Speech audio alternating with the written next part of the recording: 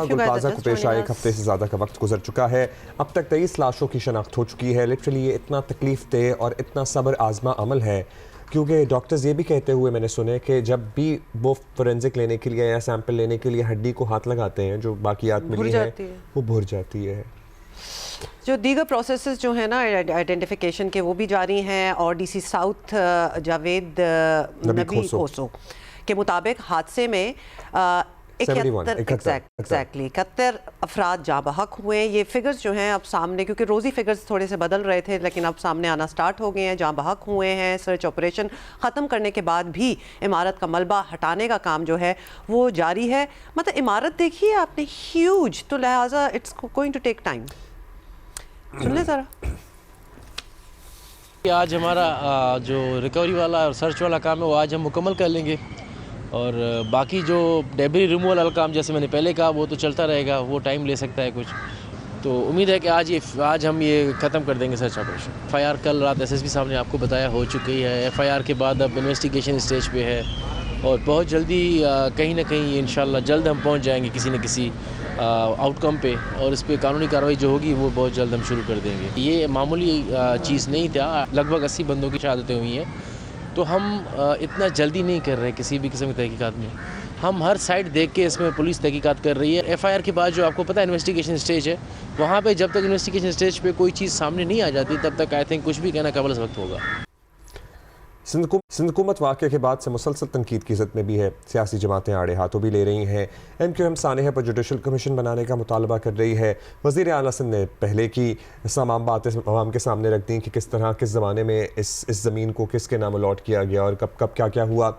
जमात इस्लामी कराची के अमीर मुनम ज़फ़र का कहना है कि गुमशुदा अफराद की तादाद 100 से ज़ायद हो चुकी है। लोग अपने प्यारों की बाकियात का मुतालबा कर रहे हैं।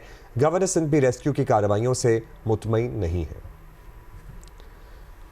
आज 7 दिन हो गए इसके भाई की लाश नहीं मिली, और मैं इंतजामिया को यह बताना चाहता हूं, कान खोल के सुन लो कि ये जो चक्कर खिलाए जा रहे हैं ना लवाइकीन को, कि DNA की रिपोर्ट फलां जगह से ले लो, डेथ सर्टिफिकेट फलां डिपार्टमेंट में जाके ले लो, काउंटर बनाओ वहीं पर, घरों पर आकर दो लोगों की चीजें। ये कोई मजाक है कि 80-90 लोग जल गए, उनके लवाइकीन रो रहे हैं। लोगों के घरों में जो रोजाना कमाते थे वो लाशें ढूंढने के लिए रोज जाएं, या 4-4 बच्चे इनके उनके लिए खाने का इंतजाम करें। मतलब राइटली सो, उसका तो खैर जो हुआ है उस पर आ ही जाता है। पीपल्स पार्टी का मौक़िफ़ है कि हादसे की ज़िम्मेदार वो जमातें हैं जिन्होंने बिल्डिंग के नक्शे पास करवाए और मंजिलें बनवाईं।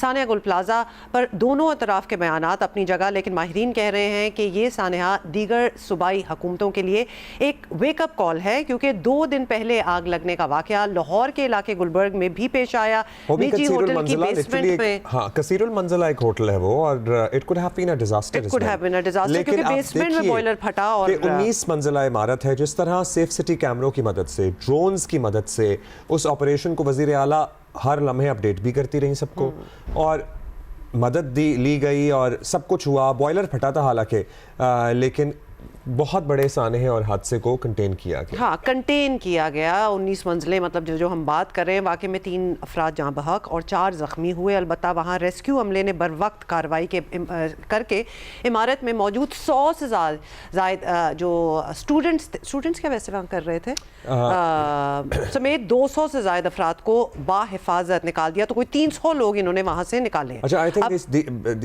दीस were guests and the staff. 100 मेरा ख्याल है कि ज़्यादा हो गया। 100 मेरा ख्याल है स्टाफ के लोग थे और 200 मेहमान थे जो होटल गेस्ट्स होते हैं।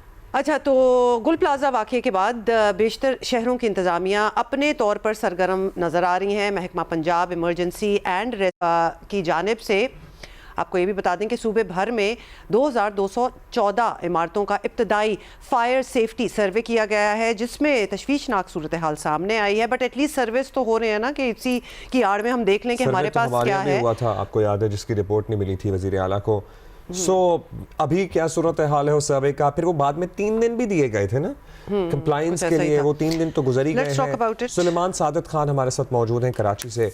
सुलेमान प्लीज बताइएगा, व्हाट अबाउट दोस 3 डेज जो दिए गए थे कंप्लायंस करने के लिए, फायर सेफ्टी की चीज़ें लगाने के लिए, उस सर्वे को रोक दिया गया या मजीद टाइम एक्सटेंड किया गया है?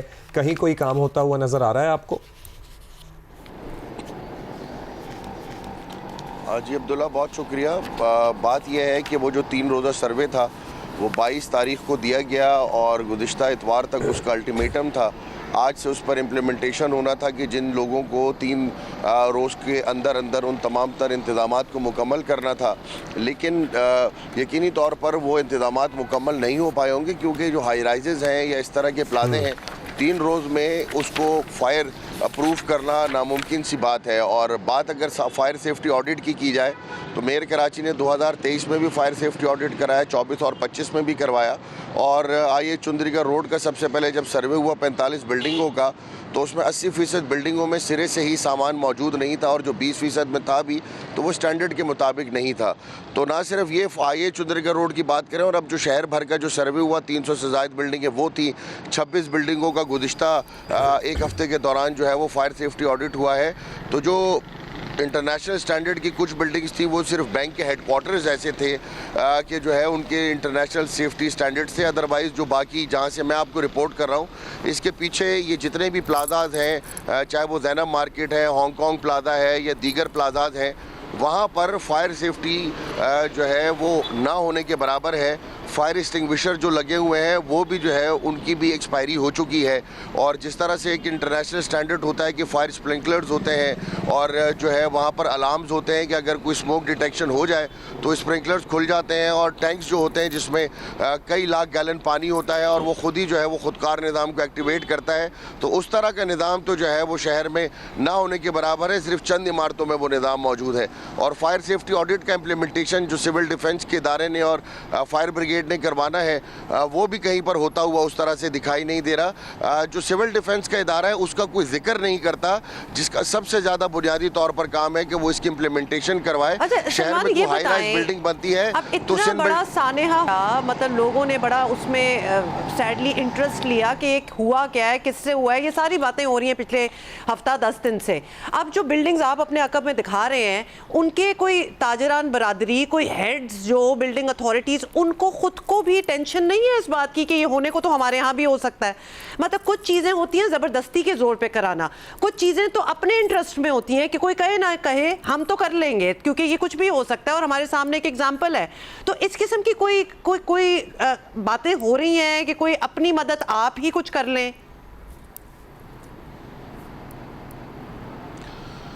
देखिए, बातें तो यकीनी तौर पर जब कोई शहर में सानिया होता है तो उसके बाद जो है बुलंदो बांग दावे जो है ना सिर्फ इंतज़ामिया बल्कि ये ताजर बरादरी भी कर रही होती है, लेकिन उस तरह से इम्प्लीमेंटेशन या हमने देखा कि कोई इमरजेंसी सूरत हाल हो, अगर ऐसी सूरत हाल होती तो जहाँ पर ये फायर सेफ्टी इक्विपमेंट्स मौजूद हैं या बेचे जाते हैं वहाँ पर जो है वो कतार दर कतार लोग खड़े होते हैं। अब भी उस सूरत हाल वैसी नहीं है। यहाँ से सिर्फ चंद किलोमीटर दूर ऐसी एक मार्केट है जहाँ पर ये तमाम फायर सेफ्टी इक्विपमेंट बिकते हैं, वहाँ पर इस वक्त भी जो है लोग जो है वो ना होने के बराबर होंगे और पीक आवर्स में भी होंगे। और यहाँ पर ये जो मार्केट्स हैं यहाँ पर अरबों रुपए का बिजनेस माहाना होता है, करोड़ों रुपए का रोज़ाना होता है। सिर्फ महज चंद हज़ार रुपए से फायर एक्सटिंग्विशर लिया जा सकता है। 2-2.5 हज़ार रुपए का जो है वो फायर डिटेक्शन या स्मोक डिटेक्शन अलार्म होता है, वो भी जो है वो ताजर बरादरी जो है वो मुझे लगता है लगाने को तैयार नहीं है। और फिर हादसे की जो है वो वेट किया जाता है कि कोई हादसा और फिर इंतज़ामिया को जो है वो मुर्द इल्ज़ाम ठहराया जाए। लेकिन इंतज़ामिया जो मौजूद है उनको ये चाहिए कि कम अज़ कम इस बात को इंश्योर करें और इस बात को जो है वो ज़बरदस्ती इनसे जो है वो ये फायर सेफ्टी इक्विपमेंट्स लगवाए जाएं, क्योंकि ना सिर्फ ये मार्केट जहां आग लगी वहां पर भी और इन मार्केट्स में भी जो है वो माहाना जो है वो मेंटेनेंस के नाम पे लाखों रुपए जो है वो हर मार्केट देती है। तो वो अगर मेंटेनेंस के पैसे ही इन मार्केट्स के ऊपर लग जाए तो यकीनी तौर पर इब्तिदाई तौर पर जो आग लगती है उस पर पूरी नहीं करता, चाहे वो मार्केट मियाँ हो, दुकानदार खुद हो या फिर हुकूमतों से कोई तवक्को है, कोई भी इस ना जिम्मेदारी लेता है ना उस पर अमल दरामद करता है।